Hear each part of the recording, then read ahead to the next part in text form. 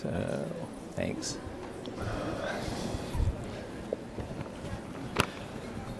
Good afternoon, everyone, and thank you for coming. Wow, I'm booming out there. This is a discussion with Dr. Francis Collins, the director of NIH, about charting your career in global health.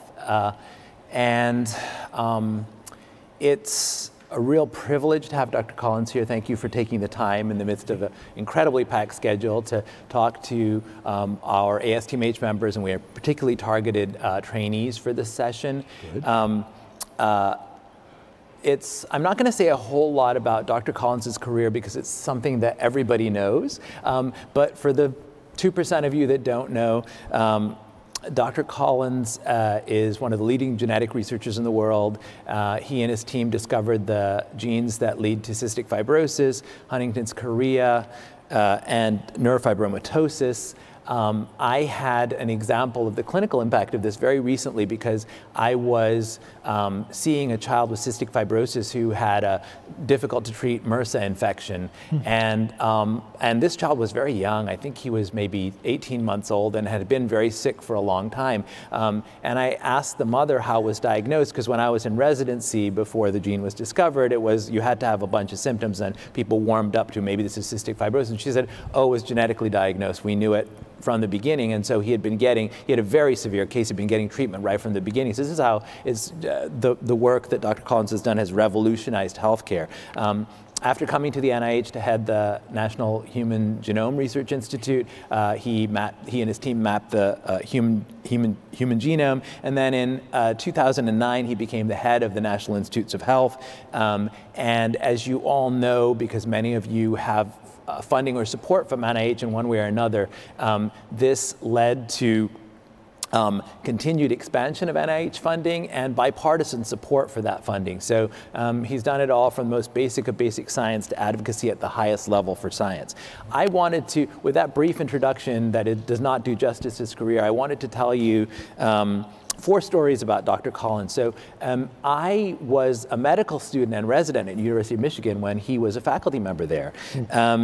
I remember very distinctly, we had a clinic for, he started a clinic for children and adults with Marfan syndrome, which is a genetic disorder. And he would, students could sign up for spending time in the clinic examining patients, and one of the faculty you could examine with was Dr. Francis Collins. And I remember sitting there and listening to the heart, and he was asking me what I was hearing, and he would describe each phase and each sound that I was hearing and what it meant physiologically. And I thought, wow, this is one of the great genetic researchers in the world. He's telling me about how the heart sounds in a way that a master cardiologist would. So that was pretty amazing. We had asked him to give a talk about faith and science to some of the medical students, and he came in and he just treated us all like, you know, we were his pals. And again, we thought, like Michigan, like many places, had a lot of people with big egos, and a lot of people made medical students feel their place, right? And probably the most famous scientist at our university was not doing that. So that was an example that has stayed with me through the years. A third story is that as an internal medicine resident, I was taking care of a young man with cystic fibrosis. And he had actually worked in Dr. Collins's lab as well. And he told me stories about how Dr. Collins would go and go to the CF camps with them, get out his guitar, sing along at the campfires, and just know the members of his lab so well. And again, I thought, well, this is an unprompted thing. This says something about the character of the man. And the last thing I'll say is that we invited him to the session, and despite his busy schedule, he's so committed to global health and trainees in particular that he said yes. So it's just such an honor to have you here, and welcome.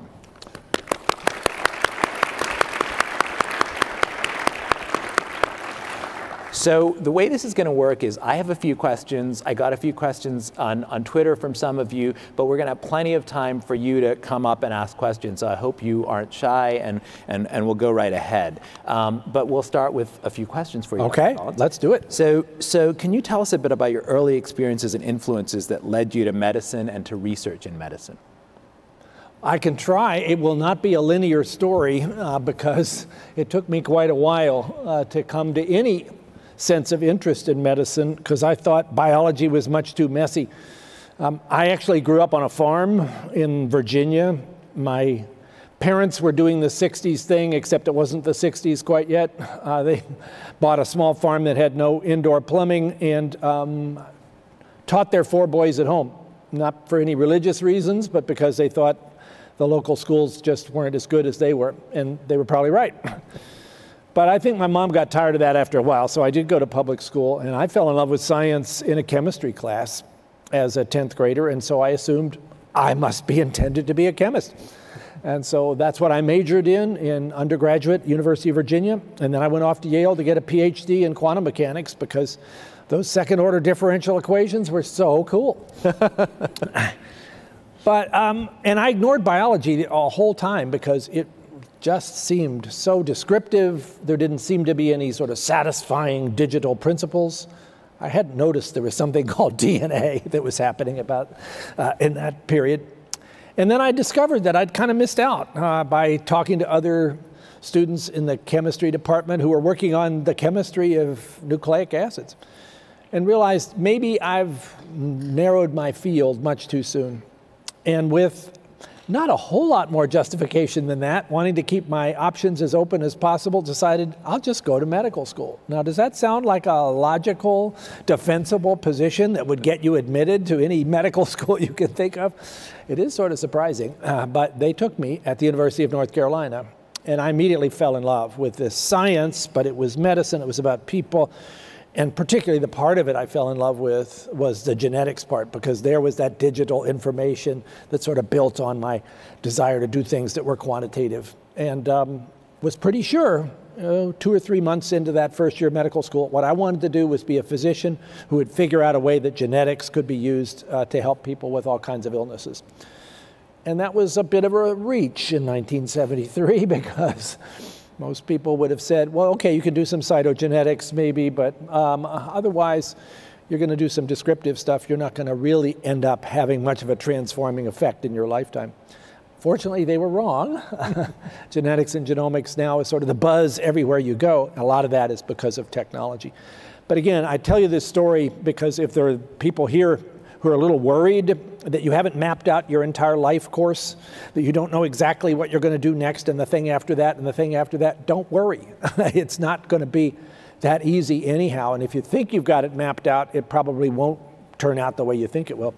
Doors open, doors close, ideas come to you. Don't be afraid to chase after them. From medical school, went off to be then I wanted to be a good internist, so I trained as a medical resident at UNC. I was chief resident in internal medicine, and then felt like I've really got to learn the craft of what it means to be a researcher in molecular biology, and went back to Yale to get training in that regard. And then finally, after all of this, ended up on the faculty at the University of Michigan, as you have mentioned, running a research lab, teaching medical students, which I enjoyed, and also taking care of patients. Great. It's great to know. I think for a lot of us have had a non-linear path to what we do, so it's great to have a reminder of that, that you don't need to know, everything in advance, and things happen and change the way you do things. And it went on from there because I had a great time in Ann Arbor. It was a wonderful place, all the things that were happening there. The lab was going great. I got funding from Howard Hughes. It seemed like this is going to be a place I can spend my whole career.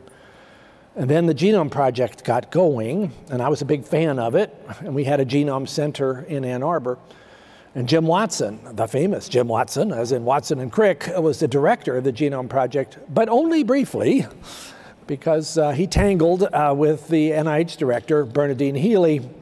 And out of that came a sudden departure of Jim Watson. And then somebody had to be called upon to try to run this program. And that's when the phone rang, and it was the NIH director at that time, Bernadine Healy, saying, I want you to consider this.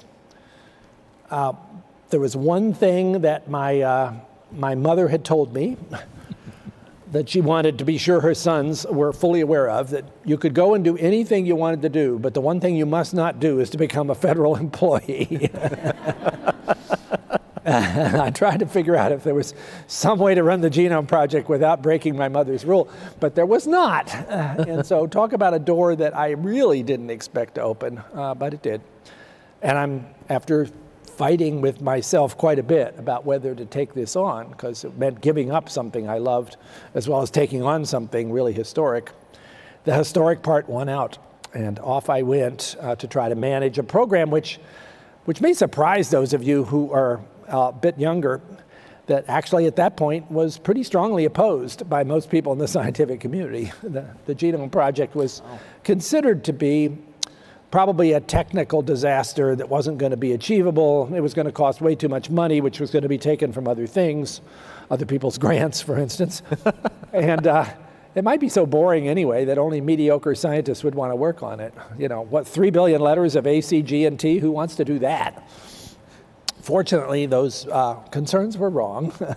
And now that it succeeded happily in the space of the next 11 years, getting done ahead of time and under budget, nobody these days says it was a mistake. But it was pretty dicey and scary for a while. So yeah, another example of really not expecting your life pathway to go the way it did. And then 2003, we finished all the goals of the Genome Project. There were all these other things that we could do in terms of studying human variation and genome function. And so I stuck around for another 5 years leading things like HapMap and epigenomic projects.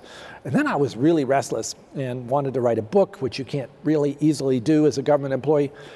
So I resigned and went out into the white space with no discernible sign of employment to work on a book, and figured something will come to me that I want to do next.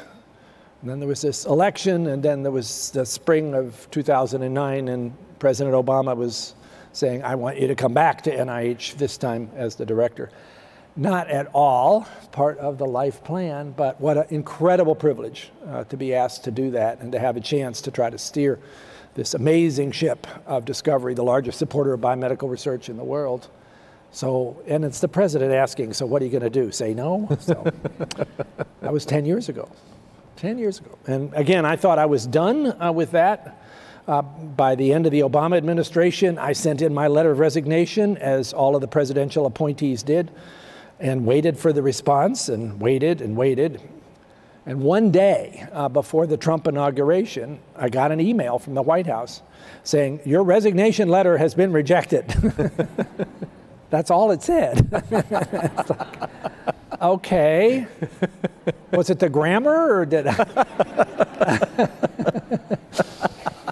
and it was another 6 months before I could really figure out whether I was just keeping the seat warm or whether they really wanted me to keep doing the job in the full sense of the word. And ultimately, it was the latter. So now, 10 years and 3 months, the longest time anybody has served as NIH director. It continues to be an incredible ride.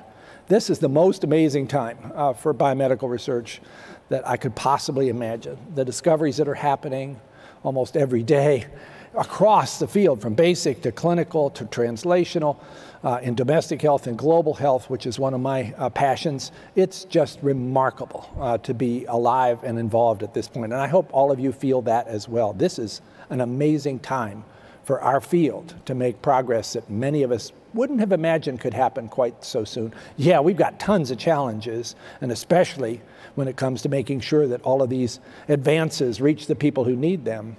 But the advances are pretty breathtaking. Absolutely. So going back to your starting as a clinician and then becoming a clinician researcher, another story we were talking about is that when I was a resident, I spent a year in Nigeria and went to a Baptist mission hospital and found out that just a few months earlier, you had been there. And not only had he been there, but he had taken care of a patient with tuberculous pericarditis who required a pericardiocentesis in a place with very few resources. So this was quite an amazing thing, and people were still talking about it several months later. And again, I was saying, like, wow, this is this famous genetic researcher, you know, doing a pericardiocentesis in rural Nigeria. So can you tell us a little bit about your experience in global health and how it informed what you think of in terms of what's important for global health now? Well, that was a formative experience. I had not been involved in a global health kind of environment until 1989. So at this point, I'm on the faculty at Michigan. I had a friend who was head of OBGYN, Tom Elkins. You probably knew Tom. Tom was deeply committed to global health research, spent a lot of time in Ghana, in Nigeria. And hearing about it, I thought, you know, this is something that I want to experience as well. And asked Tom where would be a place that I might go. And my daughter, who at that time was a college student, headed towards medicine herself, was interested in going with me. So I thought this will be a great father-daughter thing. And Tom suggested this hospital in Delta State, Nigeria, in a little village called Eku, which is run by the Baptist Church. And off I went. I guess I had this sort of vision that I'm the Western trained internist. I'm going to walk into this setting and people will be saved right and left and the country will never be the same. Oh boy. It was actually pretty daunting and even discouraging after a few days of realizing that most of the problems that I was trying to care for, which were overwhelming, were because of public health system that was broken. I would see 40 patients in the clinic during the day and then try to round on maybe 80 or 90 patients that were in this hospital where there weren't enough beds, so some of the patients were on the floor. You know, you've seen this. And it was absolutely a wake-up call. But it was so impressive, the commitment, the courage, the dedication of the people involved. You just had a sense, this is a place where we should, all of us who have the chance, be putting more effort and attention. And yeah, there were some dramatic moments. You mentioned one of them where you're the only person around who might potentially have the skill to do something you've never done before. And in front of you is a 27-year-old farmer who has clearly got what is essentially a almost terminal situation with pericardial effusion and tamponade. And what are you going to do? I'd never done a pericardiocentesis. I certainly didn't have access to an ultrasound. There wasn't any. There was an X-ray machine, but it was broken. So the diagnosis was based purely on physical exam, that this person had a paradoxical pulse and dramatic edema. So you basically rummage around, hook your needle up to the EKG machine so that you might notice if you went too far and hit the heart muscle, and proceed. And thank God, it turned out the diagnosis was right. And after 800 milliliters of bloody pericardial fluid was removed, he had a dramatic turnaround. The next day, I see him sitting on his bed. This was a moment also of sort of self-realization, because I had felt exhilarated. Hey, I actually did something. But then the more I thought about it, I thought, you know, he's got TB. We'll come up with some medicines for him. We'll send him back home, but probably it's going to be very hard for him to take the full course. He'll end up with a recurrence, or maybe he'll have constrictive pericarditis, and this guy's future is not good at all. So I was gloomy again when I saw him the next morning. But there he was sitting on his bed, and he looked at me and he said, you know, I get the feeling that you're new here. I was really irritated. I thought I looked like such an experienced missionary doc who'd been there his whole life. I said, well, yeah, actually, you're right. I've only been here about a week. And he said, I also get the feeling you're wondering why you came. Now I was really irritated. I didn't think that was so obvious. And I said, well, I guess I'll have to admit to you that I am having that experience. And he said, I have an answer for you. You came here for one reason. You came here for me. And oh boy, that little sentence just still chokes me up to think about how off base I was to try to imagine that my contribution was going to be this massive turnaround of the entire medical care system of the country of Nigeria. No, it was about each person, one at a time, and he was telling me that. You came here for me. I'll not forget that. And that lesson, which I carry with me in everything I think about with global health, has to drive us. Yeah, have the big dreams and make sure we're pursuing those in every way we can. And as NIH director, I get to do a lot of that. But also remember that the way they play out is one person at a time. And if you forget that, you've really lost the whole thread. That's a great segue to the next question, which is, you are a physician scientist. Your work in genetics was heavily informed by and influenced by the patients that they were not dissociated areas at all. So can you tell us what you think the role of a physician scientist is, and why is that important? Because there are many basic scientists here, many physicians who don't do research, but many physician scientists as well. So. And we need more. We need more, and this is one of my current anxieties, that we see fewer and fewer physicians who are spending at least 50% of their time in research. And there are all kinds of reasons for that, all kinds of pressures that fall down upon physicians in terms of what their medical centers are asking them to do as far as taking care of patients and submitting charges for that effect. And it's challenging to get funded, and it's challenging to stay getting funded. But if there was ever a time where we need physician scientists as leaders in our efforts, as we're taking all the basic science discoveries and moving them into the clinic, this is it. And the increasing shortage of such talent is a source of great concern at NIH. We have lots of ways we're looking at this, trying to understand what are the deterrents that mean that a lot of MDs who are interested in research don't end up feeling like that's a possible pathway because of all the things that are working against it. How can we try to fix some of those? How do we make the training program not so prolonged that you're 40 years old or 42 years old by the time you're finally an independent physician scientist, because that's too long. How do we make sure that we have competitive programs for grant funding that are encouraging as opposed to discouraging?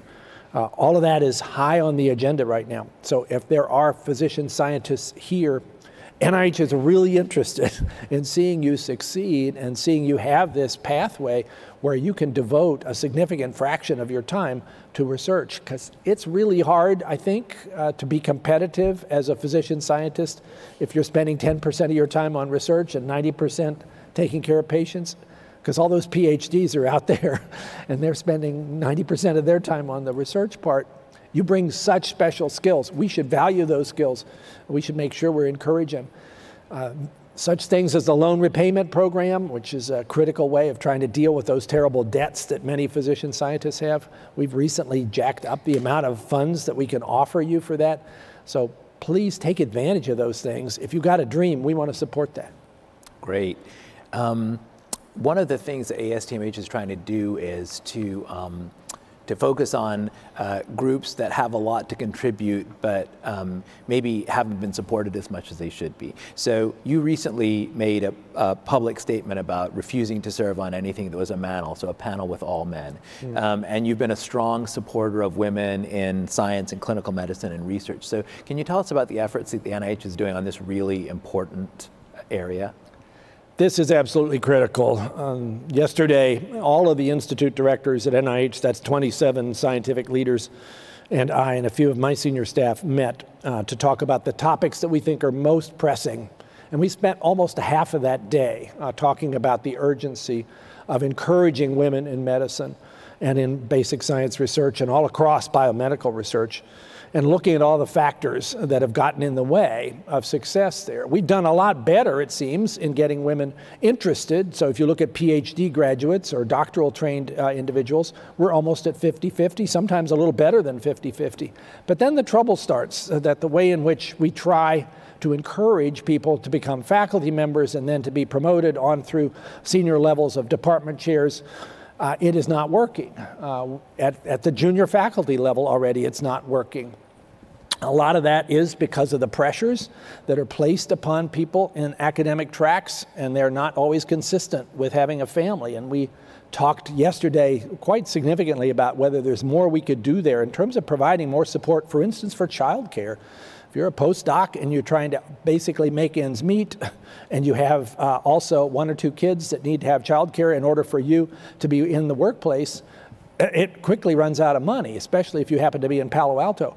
So we have a lot of work that needs to be done in that space, and we will. But the other part of this that I think is a culture problem that only all of us can deal with is that we still are in a circumstance that has built-in discriminatory put-downs to women, what you might call gender harassment, implications that women maybe shouldn't be trying to do these really hard things that are only appropriate for men. And that is so completely wrong. And that also is reflected in the way in which, when a meeting is set up, who gets the invitation to be the keynote speaker, who's on the panel, who's the sort of lead presenter at each of the symposia. It's this good old boy network, which often results in the outcome, which is generally turning out to be white men, oftentimes old white men like me. And we have enough of those. We have a chance now to change all of that.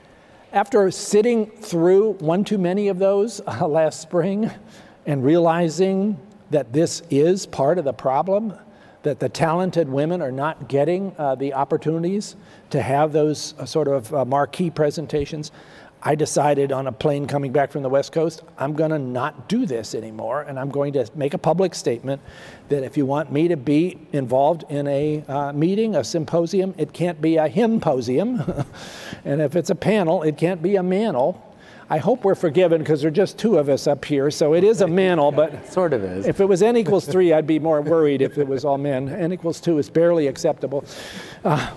So I'm not going to do that anymore. So when you invited me to come to this, your staff had to tell me, what's the full array of presentations at this meeting, and what's the role of women? You guys have done a great job. You have, from what I could see from the program, almost 50-50 presentations between men and women, and that's the way it ought to be, but it has not always been that way.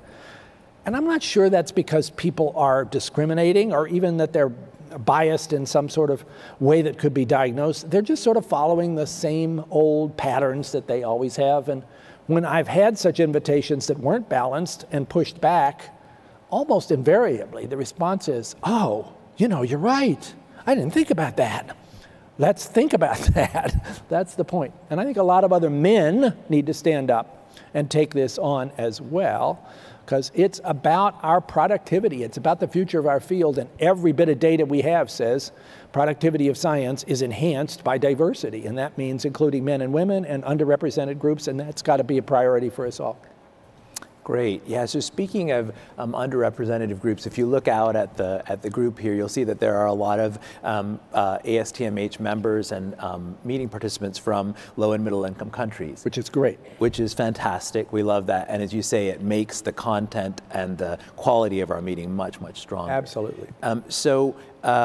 What is the NIH doing to encourage low and middle income country investigators? Because I know there's several initiatives, including one that a lucky former student of mine is involved in, who got to meet you, Bart Ondigo. Yeah. So when I became NIH director 10 years ago, I was asked to say, what are your priorities? And I came up with some of the obvious ones: technology development, translational science, clinical trial design, but also global health. That was the fifth of the 5 that surprised a lot of people because they didn't really expect that from the genome guy. But that is very much a passion for me, and that means we have to figure out how to do this in a way that empowers the scientists in low and middle income countries to actually be able to take charge of their own research needs.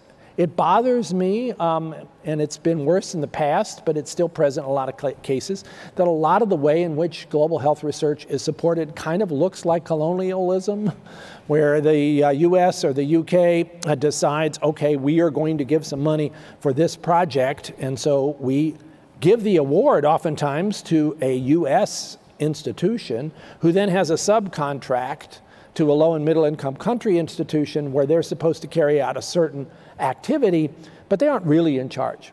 That bothers me a lot. That's not the way of the future if what we want to see is to build research capacity in LMICs. So starting now about 7 or 8 years ago, we have begun to, with programs like this, identify ways that we could actually have the investigators, the principal investigators, be the African investigators from African institutions.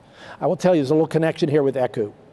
So going back to 1993, working in this hospital, I was surprised to see how much diabetes I was seeing. And I didn't expect that because people in ECHU are generally not overweight. They were not then anyway. There was a different kind of type 2 diabetes that appeared as an adult, could sometimes turn up with diabetic ketoacidosis, which was surprising for what looked like type 2. If you got them over the rough spot, they didn't require insulin anymore. So it was very confusing what's going on. Seems like a different genetic cause, perhaps. So we started about 3 years later a program studying Africa, America, diabetes mellitus, the ATOM program, and gave the awards to African investigators, 3 in Nigeria, 2 in Ghana. That program, which is now in its 22nd year, was featured in a Nature paper just about a month ago, discovering actually a diabetes susceptibility gene, ZRANB3, which is not visibly detectable in European or Asian populations because the allele frequency is too low there. But in West Africa and in East Africa, it's high enough to see this is actually a significant contributor. And guess what? It happens that this is a gene variant that reduces the quantity of beta cells. So you're beta cell deficient. It's not that they're running into trouble from obesity. You just start out with not enough. Kind of like a type 1, except it's not really type 1 because there's no autoimmunity. So there you go. That was, for me, a learning experience about how you could take an observation, fund a program where the principal investigators were the people who had the most knowledge and the most to contribute in Africa. Out of that came the motivation to try to do something larger. How many of you have heard of H3 Africa? I'm just curious. I see some hands going up. Good, okay.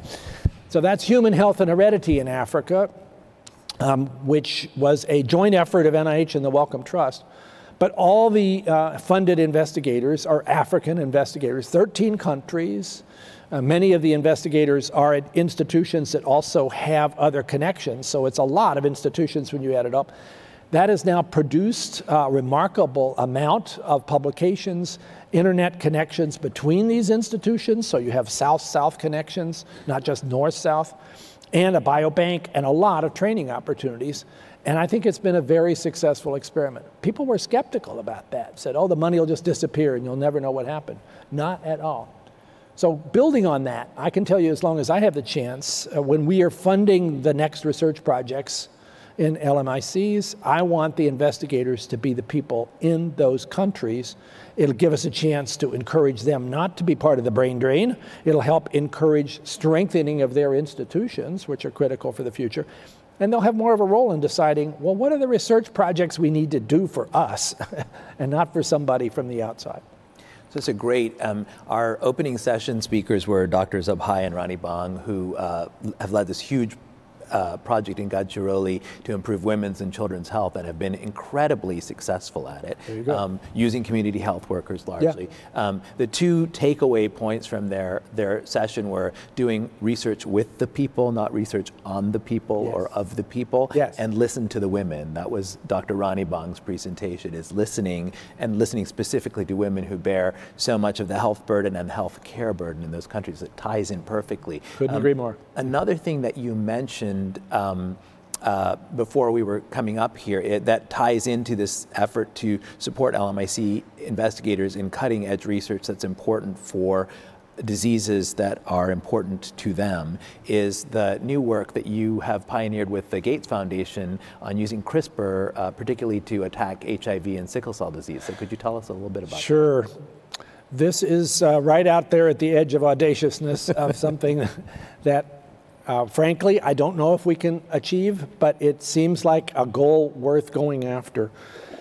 This builds upon the revolution that's happened in the last 4 or 5 years with gene editing, and particularly with CRISPR, and the ability to do what you might call find and replace in the genome, just like you would in your word processor, with the remarkable apparatus of the Cas9 enzyme that you can direct with an appropriate RNA guide to go find its match somewhere in the genome. And in the simplest version, make a cut. But in some of the more recent, elegant versions, such as the ones that David Liu has been inventing, you can actually change a single base pair into what you want it to be. And this has already led to some clinical trials here in the United States just in the last week.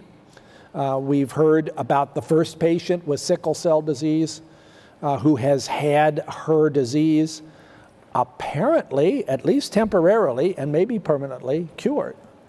The idea here is for sickle, you take bone marrow out, you apply the gene editing apparatus, to fix the problem so that there's no longer sickle cell in this set of hematopoietic stem cells. It's a little complicated because in this protocol, you're not actually fixing the sickle mutation.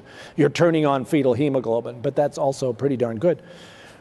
Then you have to, in this protocol, put this person through a full bone marrow ablation in order to make space for the cells that you've corrected. Otherwise, they have no place to land. That's the scary part. This patient went through a pretty serious episode of sepsis along the way. But then the cells take, and you watch to see what happened. This patient, I read, and the release, has a hemoglobin F level of 47%. And in the last 4 months has had no sickle crises at all, and her hemoglobin's up to 11.3. So this sounds pretty darn good. N equals 1. And there are other sickle trials going on with somewhat different strategies, but using gene therapy, one of which is being carried out at NIH and was featured in a 60 Minutes piece you might have seen. So this is working. We're going to cure sickle cell disease, but this doesn't scale, and this doesn't sound like the kind of protocol that could be applied in a low resource setting. And that's where most of the patients are. So one cannot be complacent about this. So I've been talking with the Gates Foundation folks about this for a while, and with Bill himself. And it's interesting, Bill Gates, so dedicated to dealing with infectious disease and promoting vaccines, but hadn't really gotten that interested in other causes of illness until he looked at the data about under 5 mortality for sickle cell disease in places like Nigeria or DRC or Tanzania. And the goals that he and all the rest of us want to see to reduce under 5 mortality to something like 3 or 4 or 5 out of 1,000, you're not going to get there if you don't address sickle cell, because most kids nowadays in those settings don't make it to age 5 if they have homozygous hemoglobin SS disease. So this was an argument that seemed to have landed with Mr. Gates, that this is something they'd want to invest in. So back last March, he and I had a long discussion about what we might be able to do that would be truly bold, and that led to an agreement in July and an announcement made in Ethiopia just about 3 weeks ago, that we are going to partner together to figure out how to do this in a way that is scalable and that is affordable and that is accessible in a low resource setting. Which means this would have to be, if it's gene editing, and that's the idea, something you could administer in vivo as a one-shot deal. Basically, package up your gene editor in an appropriate delivery truck, which might be a virus or it might be a nanoparticle of some sort. Home it to go to those hematopoietic stem cells, make the correction without any need for a bone marrow ablation, and bang, you're done. Sounds easy, right? Well, it's not. And we gave ourselves 10 years to try to do this. And because it was bold enough already, we decided let's just really go to bold squared, and let's also do this not just for sickle, but for HIV. Because there's another really exciting potential here. You all know with HIV that if you have antiretrovirals, you're going to be fine as long as you keep taking them. But as soon as you stop, within about 3 weeks, the virus comes rebounding back because it's hiding there in a reservoir somewhere. We're starting to figure out where. Okay, that also sounds like something that could be approached with this find and replace, in this case, find and destroy. Get your CRISPR-Cas system targeted towards that reservoir, load it up with appropriate RNA guides to say anywhere you find an HIV LTR or a GAG gene, cut it and knock it out. Then maybe you could have not just a treatment you have to take every day, but a cure. This has already been done, sort of, in a humanized mouse in a way that looks encouraging. It's not totally crazy. So we decided we would do both of these things together. There's enough technology overlap that we'll learn from both ideas, the sickle problem and the HIV problem, if we do them together. We'll bring other resources from Gates, from NIH, to surround this with all the supporting systems you need, and we'll hold ourselves accountable to get this done in 10 years. And right now, we've already committed $100 million from NIH, $100 million from Gates for the first 4 years. We have a very detailed work plan about how we're going to do this. I don't know if it's going to work, but it's a dream. I looked, Chandy, just thinking about ECHU, I pulled out my journal from 1993, the last time I was there, and I read the things that I wrote on the plane coming back about dreams. And I did not remember this, but one of the things in there was, I still have a dream of someday being involved in curing sickle cell disease in Nigeria, but it probably won't happen. It's happening. That's great. Wow, what a great, wow. Keep journals. Yeah, that's journals amazing. are good. That is truly amazing. Well, I want to make sure that I give time for people to ask questions. So if people want to start coming to the mic, I'm going to ask one more. Well, we had a number of questions from Twitter, but you've answered a lot of them. So I'm just going to ask two more. One is a topic that you and I have talked about in the past, which is that you've been a big you've been unafraid to talk about the intersection of faith and science. Yes. And we have people in this audience, I'm sure, from the whole spectrum, from atheists to sort of deep believers. And I just wondered if you could say something about your faith and science and the intersection in your scientific life. Sure, and this is an intensely personal issue, and people will come at it from very different directions. I was an atheist when I enrolled in medical school. Along the way in medical school, encountering people who were facing death, and realized I hadn't really wrestled with the issues of whether there's a God and whether there is a God who cares about me. Felt I had to do a little bit more deep digging into that and not just accept an atheist perspective, because it was kind of what I wanted the answer to be. And to my surprise, over a couple of years of a lot of discussions and a lot of reading, particularly of C.S. Lewis, came to the perspective that atheism was the least rational of all the choices, because it was the assertion of a universal negative, which scientists generally aren't supposed to do, because you never have enough data to do that. And along the way, also, after much surveying of various world religion perspectives, recognized their intense similarities, but also their differences. And to my great surprise, became a Christian at age 27. And people said my head was going to explode, because here I was already going down a pathway where genetics was the thing I was most interested in, and evolution is critical for understanding the genetics of other species as well as ourselves. But I didn't have all this baggage that so many Christians do, of having been sold a particular perspective about Genesis 1 and 2 that said there was a problem here with the idea that God used evolution for creation. So I've never had an issue between what I know as a scientist, and I'm going to be pretty tough on you, and if you don't show me your data, I'm not going to believe your conclusion, but what I know as a person of faith, which comes out of a different set of questions, a different way of answering them. And I think that's probably a possible outcome for lots of people if they're given the chance. So much of the conversation, though, seems to be pushing into the poles of either you're an atheist and you have to basically protect yourself against any soft thinking that might go into faith, or else you're a person of faith and science might be dangerous because it might upset your church's particular reading of particular verses. It's so unnecessary. I think the opportunity for harmony here is considerable. And I wrote a book about this called The Language of God, which, surprising to me, actually people wanted to read and still do, and started a foundation called Biologos, B-I-O-L-O-G-O-S, which has become, I think, the most heavily traveled site for people who really want to have a civil conversation about how science and faith could talk to each other. So it's mattered a lot to me to be able to have both the spiritual and the scientific worldview existing, and I don't think they have to be walled off from each other. And I certainly hope other people can find that as well as a means of satisfying harmony, because there's a lot that can be done there. Thanks for talking about that, because I think it's an important issue, and as you say, it tends to be very polarized, but it doesn't have to be.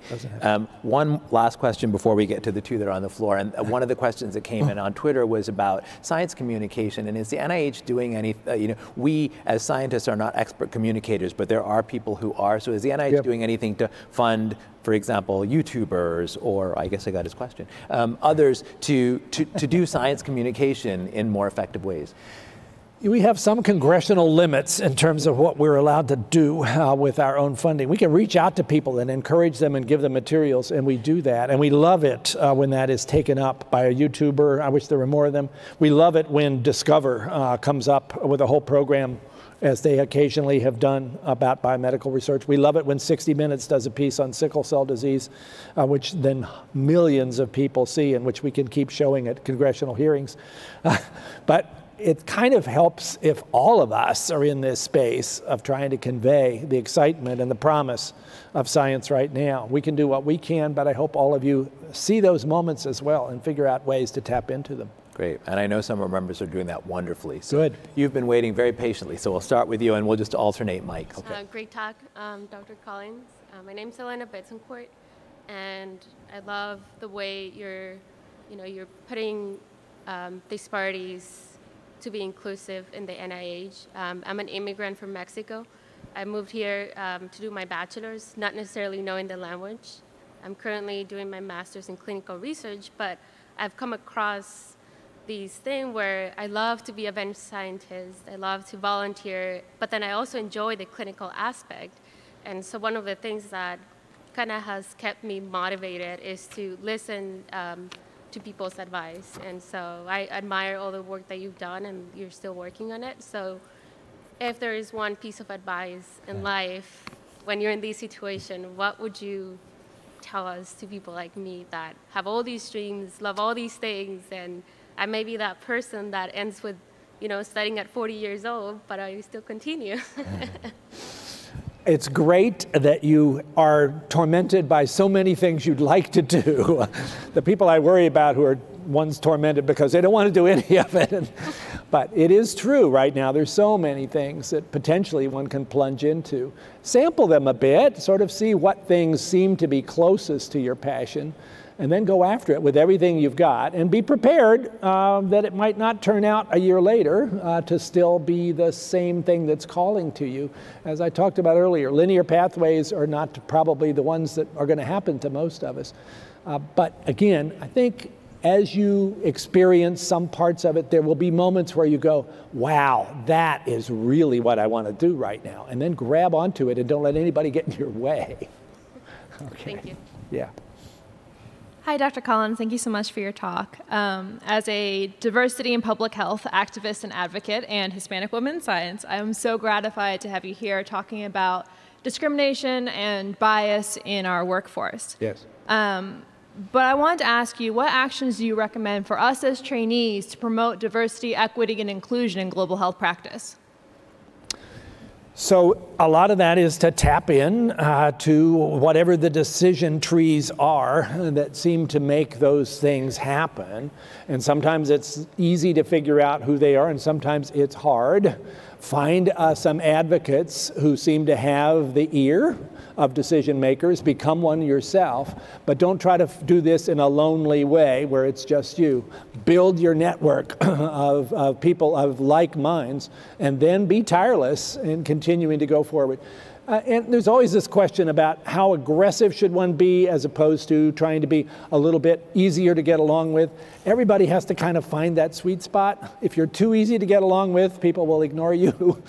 If you're too much in people's face, you may turn them off and they don't want to talk to you. So finding that balance is really important. But you have a great case to make, so be ready to defend your case, not just as a nice thing to do, not just as something like is going to help you as a person, but if we want science and public health to be successful, it's going to take this, and it's less successful without having that kind of diversity attended to. Make that case. Nobody can disagree with that. Thank you so much. Sure. And just to add on to that, so Julie Jacobson chaired our Inclusion and Respect Task Force. She's our incoming president-elect, and she would love to hear from you, your ideas in this area. So please, please do contact. Join up. Yeah. Hi, Dr. Collins. My name is Austin Hardcastle. I've benefited a lot from reading and hearing your insights about faith and work, and I have faith in Jesus as well, and something that I struggle with is how to integrate my faith and work at sort of the day-to-day level in addition to the big picture. So just wondering if you could speak a little bit to kind of how you do that at the day-to-day. It's not easy because you do get tied up in some of these incredibly complicated and intense discussions about science, and for me it's often sort of the direction that NIH needs to go, or there's some political fight that we get pulled into without wanting to be. I guess it really helps to get yourself grounded. For me, I get up at 5 in the morning, and at that time when nobody is likely to bother me is that grounding time to try to spend quiet moment with some reading, sometimes of scripture, sometimes of something else, and really sort of thinking about the day and what I want to accomplish and keeping that sort of start point so that it at least gets me off on the right foot, even if it's going to be a little challenging later on. Yeah, Yeah. Thank you so much. Yeah. Hi, Dr. Collins. My name is Bimal Kandari, and I'm a third-year medical student. First, I just want to say thank you for coming to speak to us. And my question is, so as a third-year medical student, I feel like I'm kind of approaching this crossroads where I'm deciding a specialty, thinking about kind of the next steps career-wise, always getting asked the question of where do you see yourself in 10, 15 years? And I wanted to hear kind of your advice for those of us who are in the very early stages of our training as to how we can go about kind of finding our niche in the global health community, maybe as a clinician or as a researcher. So I think one way, of course, is to try it out. And so I would certainly think anybody who's interested in global health as a third-year medical student should be figuring out ways to spend some time in maybe more than one kind of environment to see what that's like in a part of the world that doesn't have resources. Again, I told you my story of being transformed by that experience. I wish I had done it earlier. I didn't have any of those experiences as a medical student. And I think also seeking out mentors. I should have maybe said that earlier in one of the other questions about how do you sort of find your way. Find people who you really feel can take the time to understand who you are, what you're searching for, and help them understand you, and then they'll help you think through these kinds of options. Mentors are so critical, and oftentimes, maybe as a student, you feel like, well, I can't go bother that person. Take it from me, most potential mentors love to be asked by a student to give them some advice, to spend some time, to build that relationship. That is what we all dream of, that we're going to be able to help people with. So don't be shy to do that. So between that, mentors, getting some experience, and then, as I said earlier, taking your own temperature, saying, oh, this is the moment. Wow, this is the thing that really speaks to me. Or alternatively, oh, this is not what I thought it was. I don't want to do this again. Listen to those things and then adjust accordingly, and be ready to change that trajectory every year, maybe even more often than that, if it looks as if the cloud has moved and you need to try something different.